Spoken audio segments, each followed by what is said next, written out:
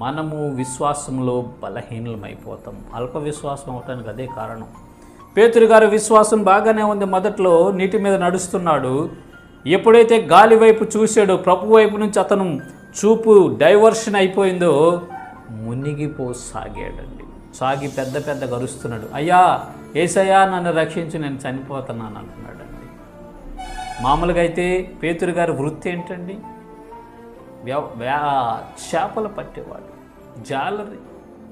ఇప్పుడు మనం చూస్తాము సముద్రంలో వేటకెళ్ళే జాలరుల్ని, దాదాపుగా 24 గంటలు వాళ్ళు ఈత వేయగలరు, అంత సామర్థ్యం ఉంటుంది వాళ్ళకి. వారు ఎక్కడున్నా సరే వారి ప్రాణాన్ని వారు కాపాడుకునేటటువంటి ఈత విద్య వాళ్ళకి తెలుసు. ఈ పేతురుకు కూడా అలాంటి ఈత విద్య తెలుసు. అయినా భయం కలిగింది కనుక, అల్ప విశ్వాసం అతనిలో వచ్చింది కనుక అతనికి ఉన్నటువంటి విద్యను మరిచిపోయాడండి.